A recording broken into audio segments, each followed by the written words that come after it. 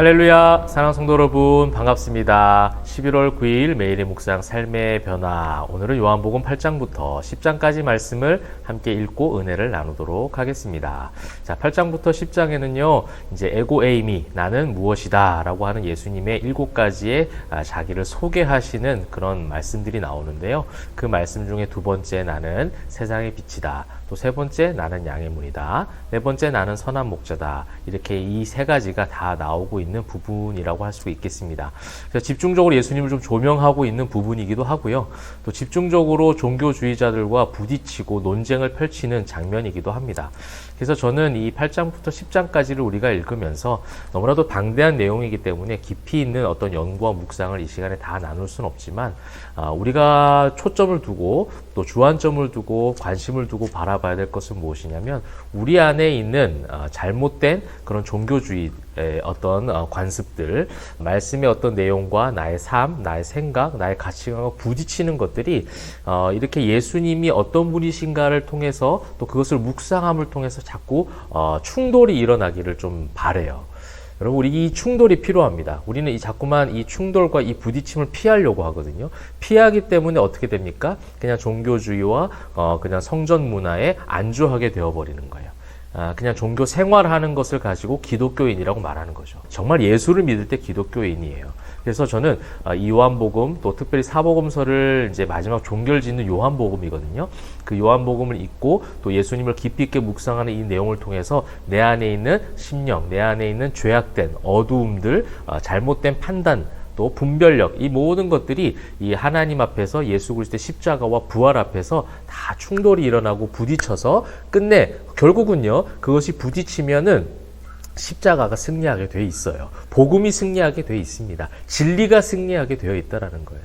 그래서 그 승리를 경험하고 맛보는 그런 성경이 있는 시간들이 되기를 주님의 이름으로 축복합니다. 그 내용들이 지금 8장부터 10장이라는 겁니다. 8장 첫 부분에 가늠한 여인 나오죠. 가늠한 여인이 서기관과 바리새인들이 그 여인을 잡아서 예수님 앞에 시험하기 위해서 데리고 옵니다. 그래서 모든 사람들이 이제 돌을 다 집어들고 있는 거예요. 돌로 칠지, 아니면 또 예수님께서 치지 말라고 하면 율법을 어긴 것이 돼버리기 때문에 범법자로 만들 수 있거든요. 두 가지 다 올무에 잡혀질 수 있는 부분이었단 말이에요.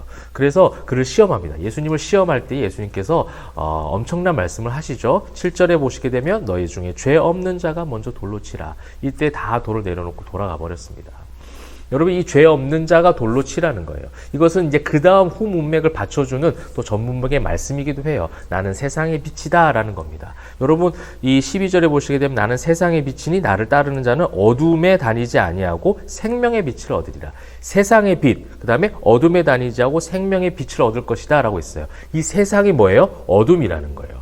이 세상이 죄로 어두워져 있는 상태입니다. 그래서 모든 판단력이 다 흐려졌어요. 그래서 육체로 판단한다라는 말이 뒤에 또 나오지 않습니까? 15절 너희는 육체를 따라 판단하나 나는 아무도 판단하지 아니하노라.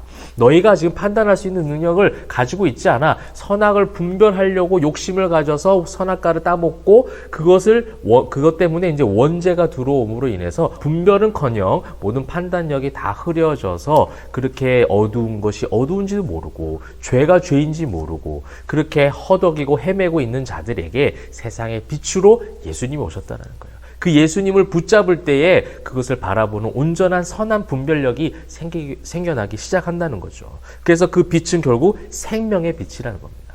죽음의 길로 이끌고 가는 그 율법주의적, 종교주의적, 타락한 세속화된 성전 문화를 따라가지 말고 예수를 따라가라는 거예요. 저는 이 충돌이, 이 부딪힘이 우리 안에도 있으면 좋겠습니다. 예수를 따라가는 참된 신앙인이 되기를 소망합니다. 그렇게 하고 이제 뒤에 보시게 되면 그것을 분별하지 못하는 자들이 어떤 자들이에요? 너희는 이 세상에 속하였고 나는 이 세상에 속하지 아니하였느니라. 이 세상이라는 것은 죄된 것을 또 통칭하기도 하죠. 그 세상을 사랑해서 예수님께서 오신 거예요. 죄가 가득한 이 세상 가운데 죽음의 길로 가고 있는 영혼들을 사랑하시사 이 땅 가운데 오셨다라는 겁니다. 생명의 빛, 세상의 빛으로 오셨다는 거죠. 그렇게 할 때에 그런 진리 안에 거할 때 우리에게 참된 자유가 임한다라는 말씀이 이제 31절과 32절에 나오지 않습니까? 너희가 내 말에 거하면 참으로 내 제자가 되고 진리를 알지니 진리가 너희를 자유롭게 하리라. 할렐루야. 여러분 예수 안에서 진리 안에서 자유하는 참된 크리스천, 참된 기독교인들이 되시기를 축복합니다. 이제 그 이후에 보시게 되면요, 종교 지도자들이 예수님이 이런 말씀을 하실 때마다 동문서답과도 같은 전혀 그 말을 깨닫지 못하는 이상한 대답들을 계속합니다. 여러분 성경을 통해서 한번 확인해 보십시오. 계속해서 나는 너희가 내 제자가 되면 진리 안에서 자유롭게 될 것이다 말씀하시는데도 불구하고 우리는 아브라함의 자손이다, 진리 안에 자유롭게 된다고, 우리가 아브라함의 자손이 된 이후부터 우리는 늘 자유로웠다. 여러분 그들이 늘 자유로웠습니까? 영적으로는 율법에 속박되어 있었죠. 그 다음에 육적으로는 지금 로마에게 속박되어 있었잖아요. 그들의 역사 가운데 자유로운 하나님께서 그 은혜를 주셨는데도 불구하고 우상 숭배 때문에 많은 나라들의 침범을 받고 그 자유를 빼앗겼던 그런 역사들의 기억들도 있을 텐데 그들은 한 번도 그런 것이 없었다는 식으로 얘기한다는 거예요. 여러분이 부딪히지 않아요. 부딪혀야 돼요. 내가 정말 진리 안에 자유하고 있는가? 내가 예수 안에서 정말 그 신앙생활이 행복한가에 대해서 끊임없이 말씀을 통해서 하나님과의 그 대화, 그 기도의 시간을 통해서 고민하고 질문해 봐야 된다는 겁니다. 그래서 이제 43절에 예수님께서 말씀하시는 거예요. 여기에서 계속 동문서답을 하니 어찌하여 내 말을 깨닫지 못하느냐? 이는 내 말을 들을 줄을 알지 못함이로다. 여러분 주님의 말씀이 들리기를 소망합니다. 자, 그런 내용들로 이제 8장이 쭉 채워져 있다면 이제 9장에는요, 역시 이제 연장선상에서 나는 세상에 있는 동안에 세상의 빛이다라고 하면서 이제 실로암 못에서 이제 그 소경을 고치시는 장면이 나와요. 이제 소경을 고치시는 장면을 나오고 그 소경이 맹인되었던 소경이 이제 진흙을 예수께서 이겨서 바르면서 치료를 받는데 그 치료받고 난 다음에 이제 바리새인들 그를 불러서 추궁을 합니다. 그의 부모도 부르고 그도 부르고 그러면서 이제 계속해서 뭔가 혐의를 찾으려고 하는 거죠. 그런 가운데 이제 소경은 계속 얘기합니다. 진짜 예수께서 치료한 게 맞아. 왜냐하면 그는 있는 그대로 얘기하는 거예요. 25절을 보시게 되면 그가 죄인인지 내가 알지 못하나 한 가지 아는 것은 내가 맹인으로 있다가 지금 보는 그것이니이다. 이것이 명확한 사실이거든요. 이게 팩트라는 거예요. 명확한 사실. 예수 안에서 만났다. 내가 예수 안에 있다라는 명확한 나의 신앙 고백이 여기 있어야 된다는 거예요. 이 바리새인들은 이 소경을 통해서 계속해서 추구하면서 예수님의 혐의점을 찾으려고 죄인인지의 어떤 그 부분에 대해서 찾아내려고 하는데 그 맹인이 분명하게 말하는 거예요. 나 다 모르겠고 너희가 말하는 그런 어떤 법, 너희가 말하는 종교주의 그런 거 다 모르겠는데 내가 아는 건 뭐냐면 내가 맹인이었다가 지금은 보게 되었다라는 사실은 분명한 팩트다라고 지금 이야기하고 있는 거죠.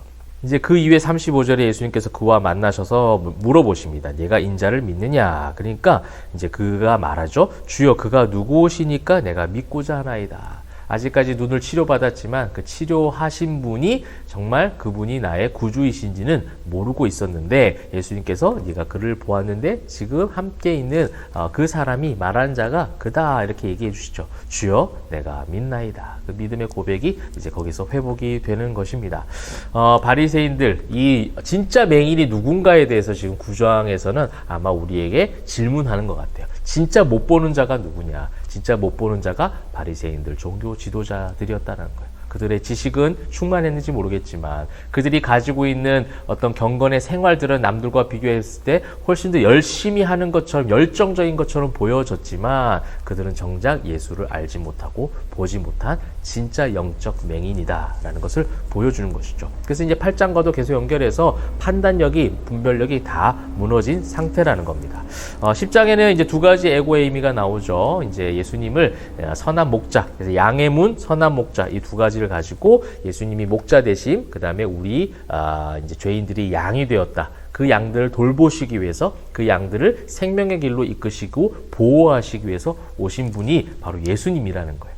어떤 종교 지도자들, 어떤 국가, 어떤 법, 어떤 문화가 아니라 또 그들이 생각했을 때 또 다른 메시아가 아니라 지금 눈앞에 있는 그 예수가 바로 양의 문이고 선한 목자다라는 것을 가르쳐주고 있습니다. 그래서 양의 문이라는 것은 결국은 이 양들을 절도나 강도로 인해서 침범하지 못하도록 막아서는 또 막아주는 보호자의 역할이고요. 선한 목자는 결국 데리고 가서 또 이제 양을 돌보며 꼴을 먹이고 생명을 유지하도록 해주시는 거죠. 그래서 보호하고 생명을 유지해 주시는 그 예수님, 참된 목자이신 예수님을 말씀해 주시는 것이고, 반대로 그 종교 지도자들이 지금 다 사꾼이라는 것을 지금 이야기하고 있는 것입니다. 근데 그 양들은 진짜 양들은 뭐예요?